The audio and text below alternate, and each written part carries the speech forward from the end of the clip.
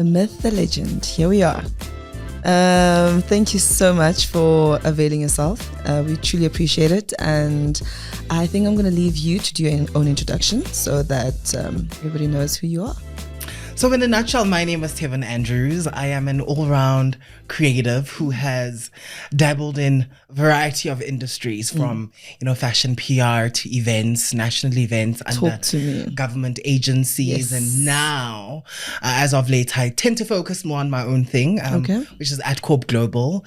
It's a dream of mine that I've been slowly building that focuses on communications, but not only that, also hostesses, promos, promo staff, and ultimately just providing staffing solutions to premium events across the country and hopefully even the rest of the continent. Not only that, I'm also a voice for the voiceless. As a queer advocate, everywhere I go, I am raising the flag high. It's something that has just I was born with that from childhood. I've been that guy, and I'm just, a flag bearer for also neurodiverse minds and creating a language within, professional spaces and business spaces for neurodiversity. I speak as well whenever I can. Here I am using my voice. That's right. And, that's just me in a nutshell. Yeah. Beautiful. Amazing. Thank you once again for joining us on this podcast. I'm going to jump right into the questions. Sure. So you mentioned that you are a creative director. You started with that. So how do you balance originality with strategy and client needs?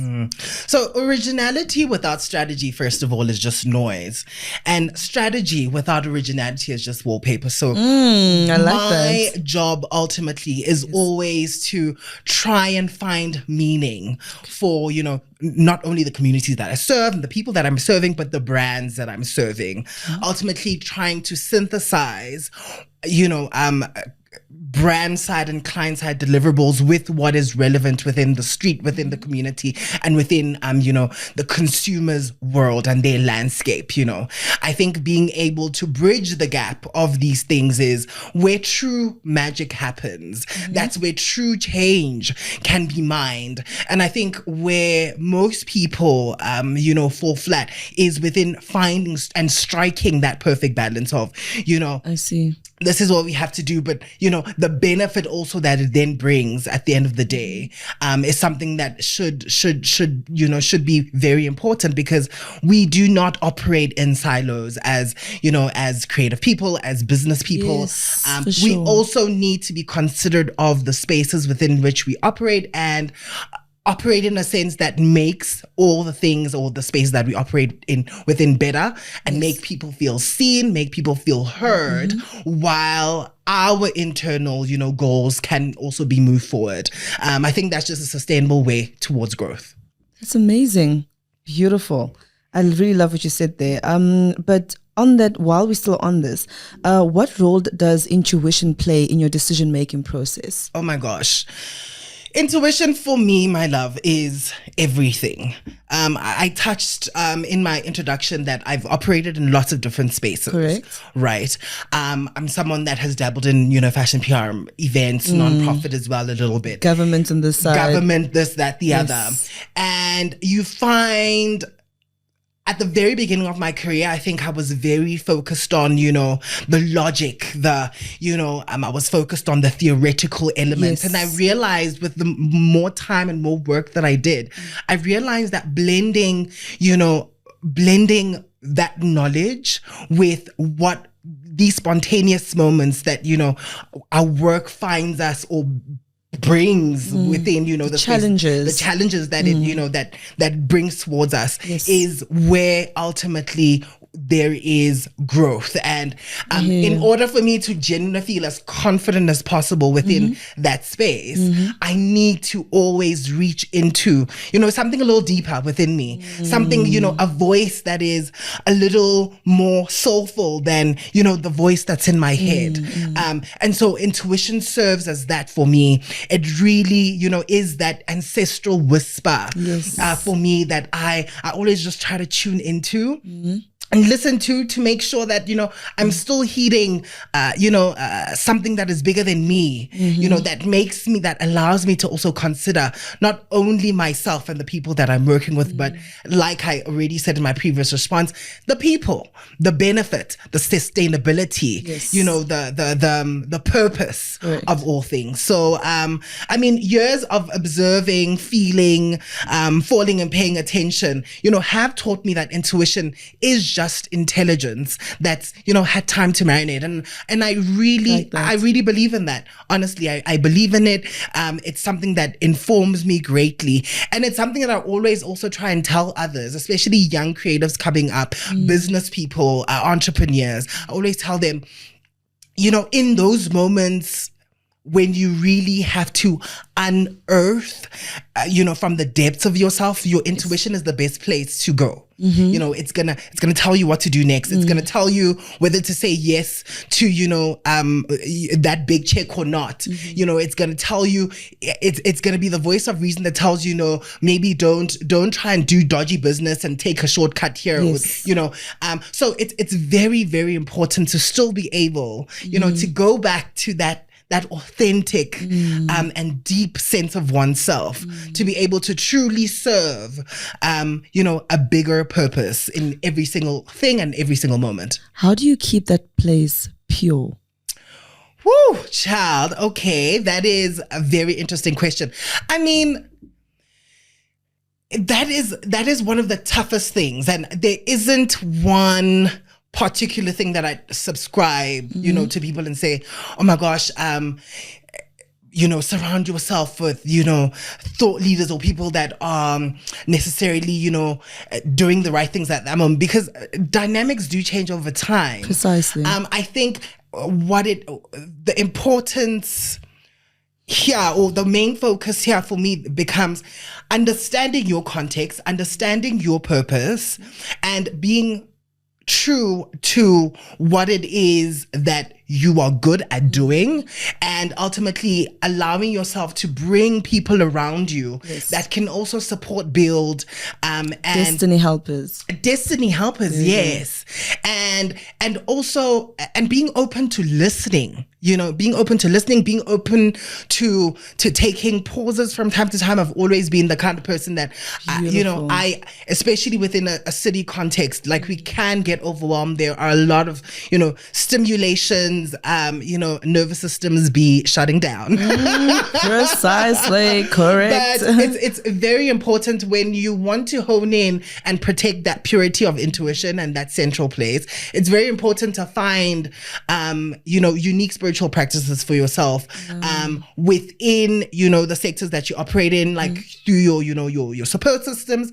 But not only that, like, I also am someone who dabbles in, I run, I meditate, and I make that public. I share all these things that I do, not as a thing to brag, but to show that this is my process. Yes. This is how I keep myself pure. This is how I keep myself grounded. I love that. This is how I keep my feet on the ground, in good and in bad, and ultimately that is then, a sense of me keeping my space and my intuition and that internal thing good and pure as possible. Oh, that's beautiful. Yeah. Love that.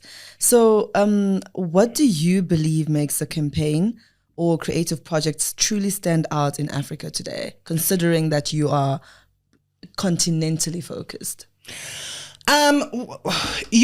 There's one thing that I think is very central here.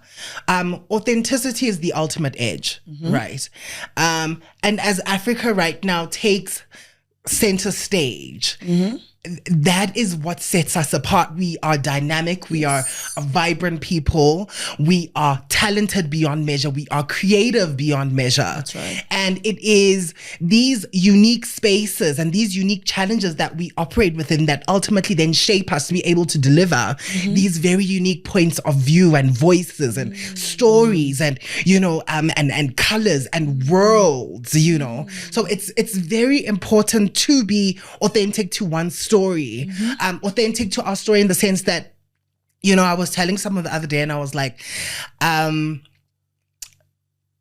Joburg is such an interesting place that, on the one side there's Sandton, and just not far from Sandton there's Alexandra, which are a stark contrast of worlds, but these inform one another. The possibility that, that ultimately shows the fact that, also someone from Alex can be, inspired, Correct. by these cityscapes of Sandton and ultimately achieve them if, they are dedicated, they work hard enough, and they are dedicated to their craft and, what they're producing. So just in a nutshell, it's very important to stay true to our stories, our histories, our people, right? And staying rooted in that. But I also believe in work that, work that holds a mirror up to the world, right? That also can still teach at the same time.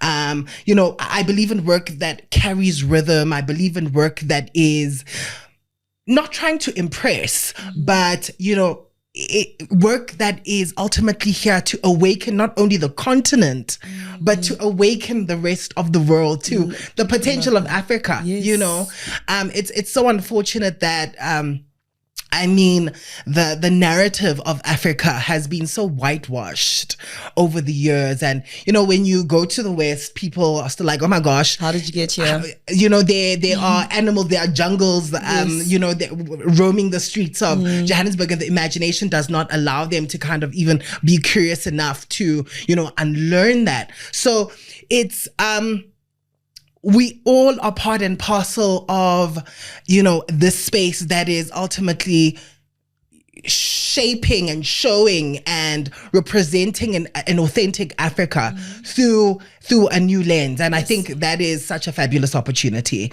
But just in closing, what stands out today for me are narratives that are also rooted in real life. That are styled in imagination, a blend of tradition, a blend of trauma, a blend of, triumph, because I think all of those things also go hand in hand. True. The dichotomy of starting from the bottom, using that grit, the bad moments, the good, to turn them into good.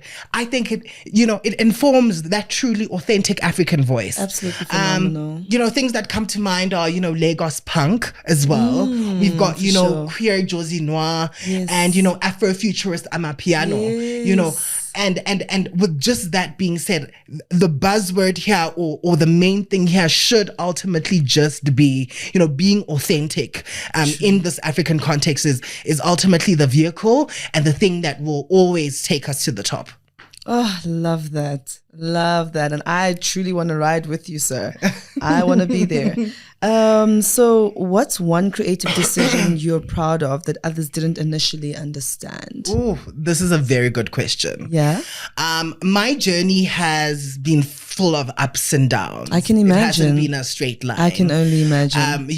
I can honestly say today, I'm someone that I dropped out of university to pursue something that I thought, would be more, my personality. And I found more of myself in that context after some time as well, to only then figure out that, oh my gosh, who I am is rooted in a completely unique and different type of, space. Okay. And within that, I think I've had to stay true to what I feel within myself about my journey, not necessarily focus on, or that, other people are busy, doing whatever and they're progressing in their lives or they're doing this and, and my friends graduated. I have over time, I have had to build, such a strong sense of knowing, strong sense of belief within myself and within my journey in all of these different spaces. And from that, I've been able to create like a thread that has revealed my true essence, even to myself. Powerful. In moments where, I've been down and I felt like, oh my gosh, this doesn't make sense. Just me navigating those challenges and being able to reflect back and being like, oh my gosh, but wait, that was me being able to do that. Surely I can, I can take it a little further with the knowledge that I have now. I can, take things a little further. I can, navigate myself a little more, and just that ability for me and sticking true to my guns really has been the best thing I could have ever done for myself. That allows me to continue to stand in this knowing, to stand in, the trust of my gifts, my talents, my voice, and what I am there to provide within every professional space. Because with the history like mine, I found myself, most people would know me within a fashion PR context, and then some people would meet me within a event context and be like, but how, How did you bring this together? And that's where I serve as, this vision, this idea of agility. I get it. Of, that you can be an agile human with skills that can plug into different industries. Beautiful. And you can thrive amazingly. Oh, nice. When you trust the fact that one thing that I've always even now adopted, that I say to myself is, if I can just always trust and believe in the sense that my creative process, my creative contribution, my creative value is there to create change that is not only for me, but change that is for my people, those that come after me, for those that ultimately voiceless for now, for those that might not see themselves reflected, for those that might feel, a little confused in the sense that, can I operate in these different worlds? I am that solution. To say, yes, you can. You can. Yes, you can. Yes. So, best thing I ever did was to hone in on the central belief of myself, and my self-esteem and my internal world. Yeah. So basically all goes back to intuition. 100%. 100%. Lovely. Yeah. So what does global standard mean to you, and how do you challenge that idea in your work? Oh, okay. So a global standard has been whitewashed. We have to be true about that. Yeah, for sure. We grew up on a very whitewashed Western sense of, belonging and, what a global standard is. We think it's what the West has subscribed to us. And I've never really believed in that, while the West and Europe have provided, amazing have been great, portals to reflect to us what could be the possibilities of first world mentality, the American dream, existence, the American dream, as you say. I still think there is something so poignant and so beautiful in just the authentic African lifestyle and being, Africanacity. There is such a powerful sense of humanity, empathy, creativity, endless expression as well, even the way that we express ourselves. 100%. So beautiful. Endless expression, which has also not been, we see most of the West now looks towards us. Of course. And that even goes to show that ultimately we have always been, the arbiters. And also, the creators. And the source of, really great thinking, logic, art, craft, service, all of these things that are, that can be mentioned. So, just to add to that, I also, there's another sense that I want to add. I believe in global excellence. That means also that, a world where we are, where ultimately we are creating ourselves through our unique context, right? And we don't ultimately want to understand ourselves through what people have subscribed to us. I get you. So we're removing the word standard and we're replacing it with excellency. 100%. And then also challenging the idea, of this existing global world by infusing African stories with, meticulous craft and radical imagination. That's what I believe in. So it's about redefining what is through the African lens, Yes. where we are literally the center. We are the main voices. We are the creators, because ultimately Black culture, African culture has, and historically world standards have been built through, historically the backs of Black people, so we have to consider all of that. It's a huge circle of life. We have to consider that. We have to also understand those truths as well. Yeah. We are the standard. We literally are the standard. Yeah. And all we need is, now we are taking our rightful platforms, and we are slowly occupying our rightful places, and we are the global standard. I mean, I was even watching the BOF conversations a few weeks ago, and I loved how, within that context, they were able to bring in like African manufacturers, African designers, African, Saudi manufacturers, designers, and, Asian business people as well, all into one room. And all of them, they had literally, they were echoing the same sentiment as I am now, to say that when you can own yourself and you can reimagine yourself as the standard, then the world becomes an oyster. The world, you understand that, you understand your value. Yes.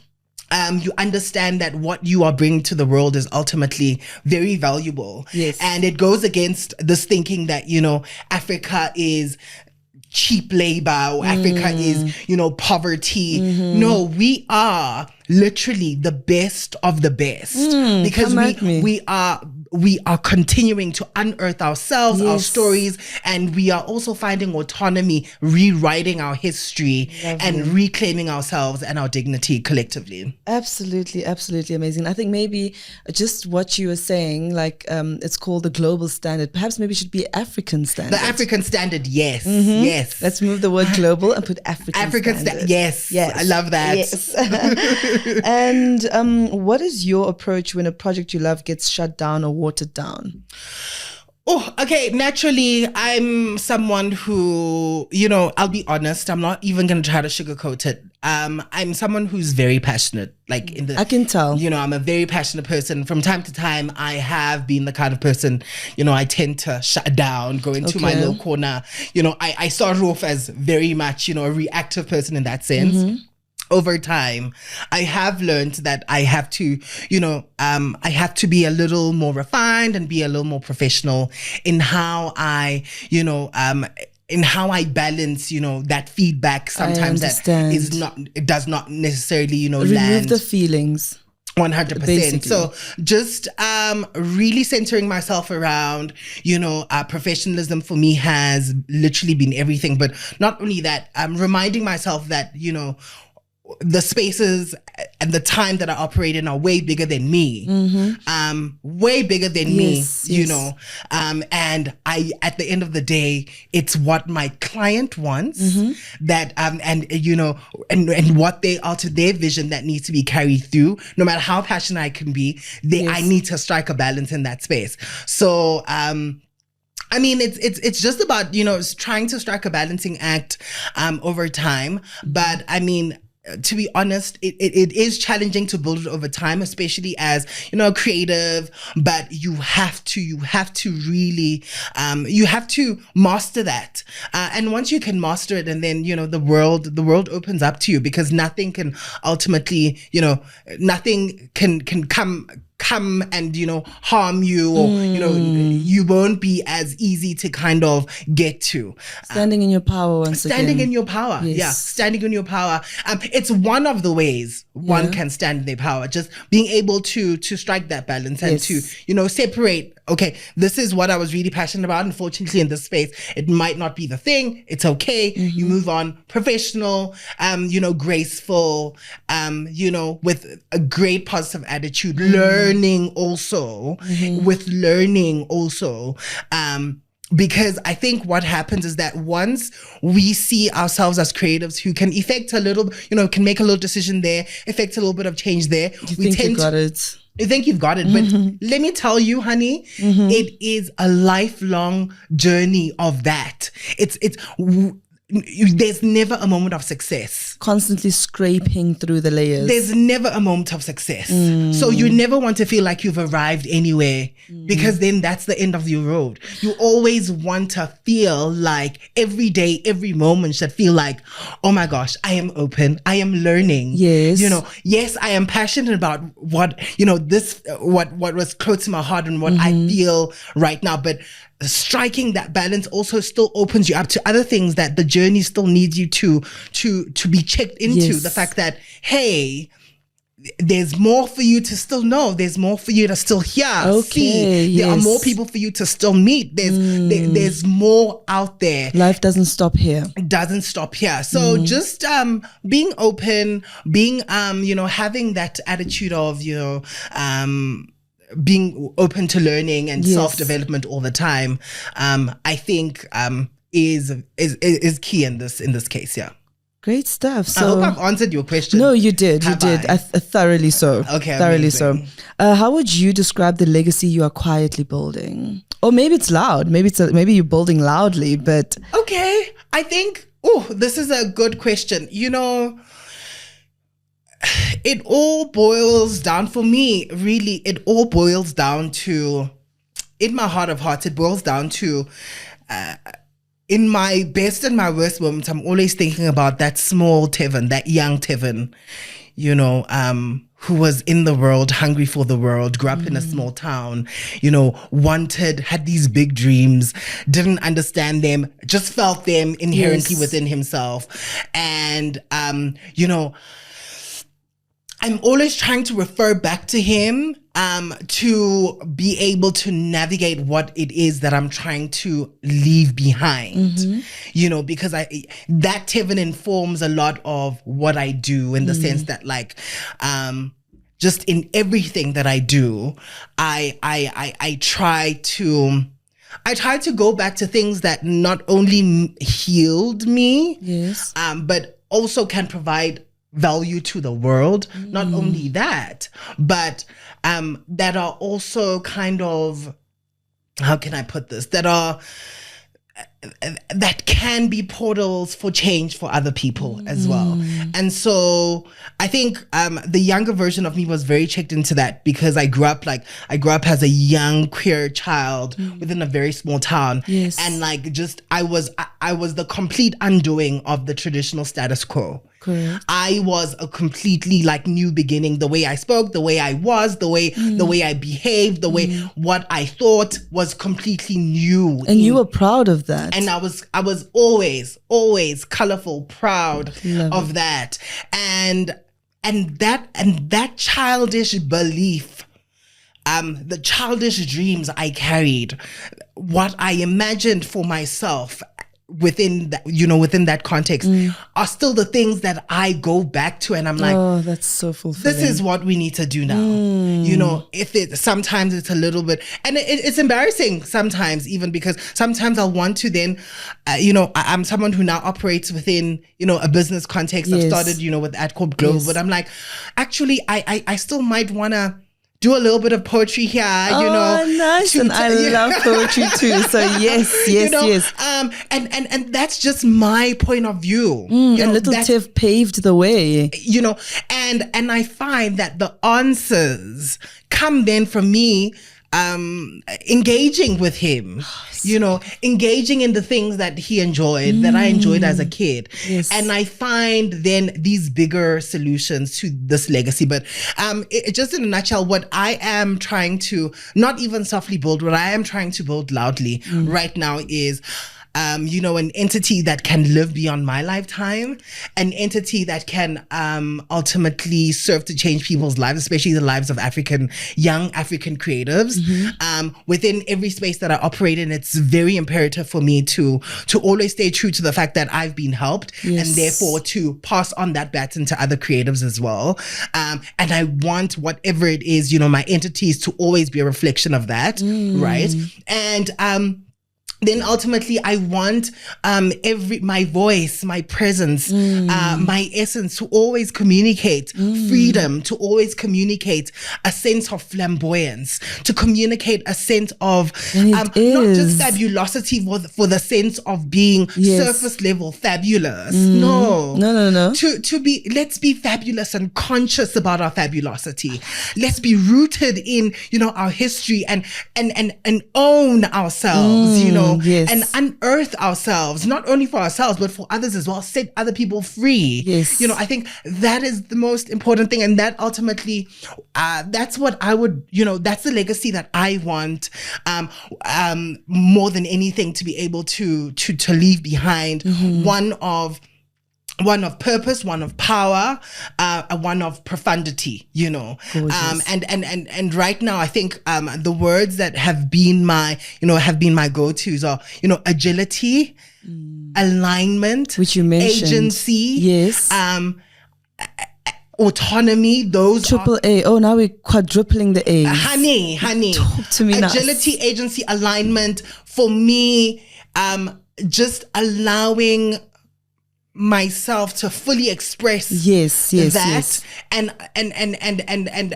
to impart that onto other people's lives as well. Amazing. I think that is the ultimate legacy, above and beyond the the money, the flashy lifestyles. At the end of the day, that younger Tevin is really that I always go back to, is really focused on change making at the core, through language, through business, through every space. It's about effecting change. It's about allowing someone's imagination to just go a little further than it would have gone, and to also kind of serve as.